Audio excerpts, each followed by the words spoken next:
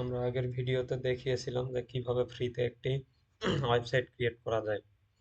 আজকে দেখব একটি প্রথম আলোর মতো আমরা ওয়েবসাইট তৈরি করব এবং সেখানে কন্টেন্ট লেখার পরে আমরা গুগলে এটাকে সাবমিট করে গুগল অ্যাডসেন্সের জন্য অ্যাপ্লাই করব।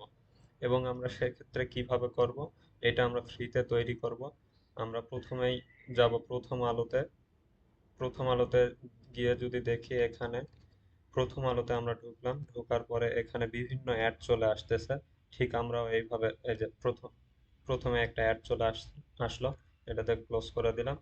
এখানে বিভিন্ন ধরনের অ্যাড শো করতেছে, এগুলা গুগলের অ্যাড প্রোভাইড করা। এখানে কিছু কোম্পানিরও স্পন্সর রয়েছে। সো এইরকম আমরাও নিব। আর সেজন্য আমাদের যা করতে হবে, আমাদেরকে আর্টিকেল লেখালেখি করতে হবে, দিতে হবে। তো আমরা কিভাবে লেখালেখি করব এবং এইরকম একটা ওয়েবসাইট কিভাবে তৈরি করব।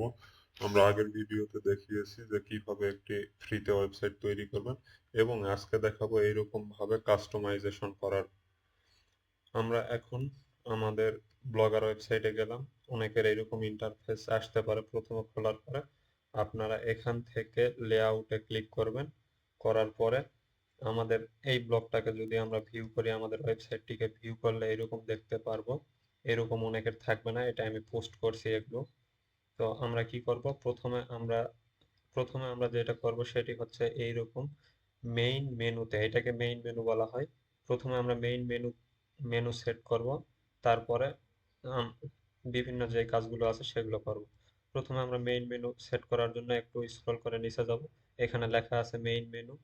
তো মেইন মেনুতে পেইনে পেইনে ক্লিক করলাম, করার পরে এখানে দেখাচ্ছে আমার কি কি অ্যাড করা আছে।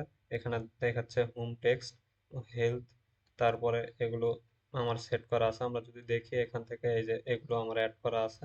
এবং এখানে ঢুকলে দেখতে পারবো যে আমাদের এগুলো সাব মেনু বলা হয়, সাব মেনু অ্যাড করা আছে। তো আমরা ওগুলো থাকবে, পাশাপাশি আমরা প্রথম আলোর মতো এগুলো অ্যাড করে দিব। প্রথমে আমরা এটা অ্যাড করব, যেটা হচ্ছে প্রথম আলোর কি আছে আমরা আমাদের মতো অ্যাড করে নিব। আপনারা আপনাদের মতো অ্যাড করে নেবেন, আপনারা কি রিলেটেড কন্টেন্ট তৈরি করবেন।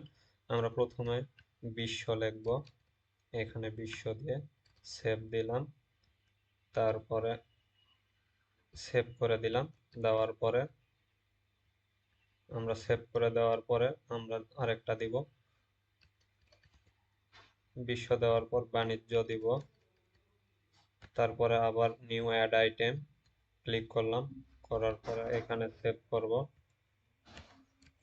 তারপরে এইভাবে আমরা সাজাই নিব বিভিন্ন ক্যাটাগরি। আপনারা কি কন্টেন্ট লেখালেখি করবেন, সেই কন্টেন্ট রিলেটেড এখানে এখানে মেইন মেনুতে অ্যাড করে দিবেন। সেক্ষেত্রে বিভিন্ন ভিজিটররা এখানে ঢুকে তাদের ইচ্ছে মতো দেখতে পারবে।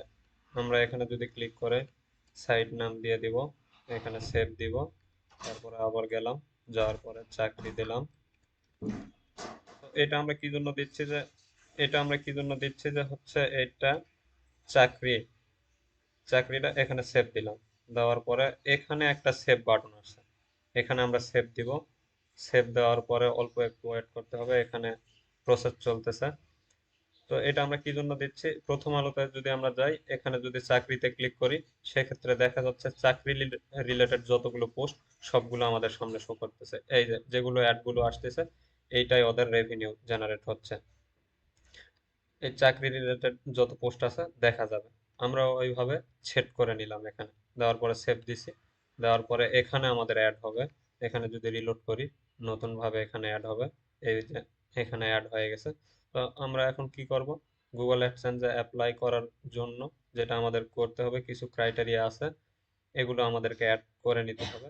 এই যে যেখানে ফুটারে যেই পেজগুলো আছে, এখানে আমাদের এইটা তৈরি করতে হবে।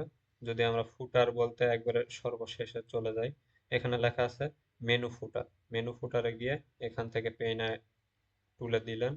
দেওয়ার পরে এখান থেকে আপনারা সেম প্রসেসে এখান থেকে অ্যাড করে নেবেন।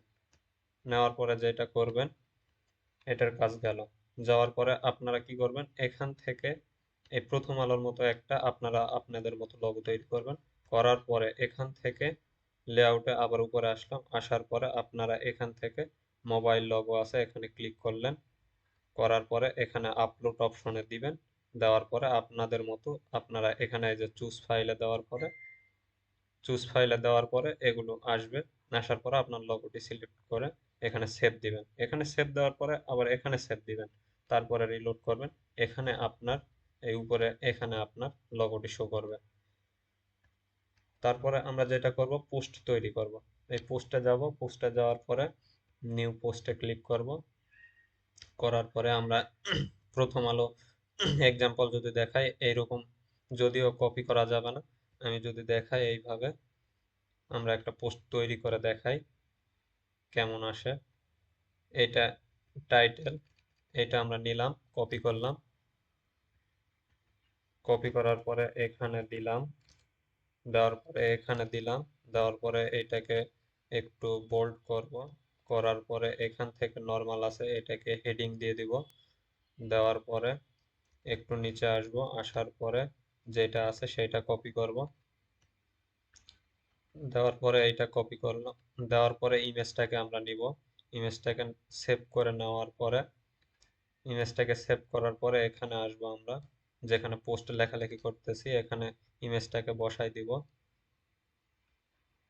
এখানে ইমেজটাকে আমরা বসাই দিব, বসাই দেওয়ার পরে একটু নিচে আসব, আসার পরে আমরা এখানে যেই লেখাটা আছে এটাকে কপি করব, কপি করে আবার যাব, যাওয়ার পরে নিচে বসাই দিলাম, দেওয়ার পরে আমরা নিচে আসব, আসার পরে পুরা লেখাটাকে কপি করব, পুরাটা কপি করব, করার পরে আমরা আবার আমাদের ব্লগার ওয়েবসাইটে যাব, যাওয়ার পরে এখানে পেস্ট করে দিলাম, দেওয়ার পরে এখন এটাকে আমরা পাবলিশ করব, এখান থেকে পাবলিশ অপশন আছে এখান থেকে, এবং যদি আপনি পাবলিশ না করেন এটা ড্রাফটে থাকবে, দেখেন আমি যদি এখান থেকে বের হই, এই যে এখানে ড্রাফটে আছে, এটাকে আপনি চাইলে পাবলিশও করতে পারেন, নাও করতে পারেন, এখানে ক্লিক করলেন, করার পরে এখানে পাবলিশ কনফার্ম। এখন আমরা দেখব যে আমাদের পোস্টটি পাবলিশ হয়েছে কিনা, এখানে যদি যাই, যদি রিলোড করি তাহলে এখানে দেখাবে, নিচে আসবে, অল্প একটু ওয়েট, এই যে এটা আমাদের পোস্ট এইরকম দেখাচ্ছে, এবং এখান থেকেও আপনি দেখতে পারবেন এই যে ভিউ বাটন আছে এখানে যদি ক্লিক দেন শুধু সেই পোস্টেই দেখতে পারবেন কেমন এখানে দেখাচ্ছে, এইরকম দেখাচ্ছে। এইভাবে আপনারা পোস্ট তৈরি করবেন, এবং এরপরে আমরা যেটা করব এটাকে, এবং আপনারা হয়তো বা ভাবতেছেন যে এটা কিভাবে আমার পোস্টটি সার্চে যাবে এবং কিভাবে আমার পোস্টটি মানুষ দেখবে, এগুলোর জন্য আমরা এসইও করব, এরপরে আমাদের টপিক থাকবে এসইও, এবং এরপরে থাকবে যে ফেসবুকে কিভাবে আপনি মনিটাইজেশন অ্যাক্টিভ করবেন, 100% আমি গ্যারান্টি দিব যে আপনার মনিটাইজেশন অন হবে বা অ্যাক্টিভ হবে, আমি যেভাবে দেখাবো সেইভাবে কাজ করবেন। আজকের ভিডিও এতটুকুই, এবং নেক্সট ভিডিওতে থাকবে ফেসবুক মনিটাইজেশন 100% গ্যারান্টি দিয়ে দিব।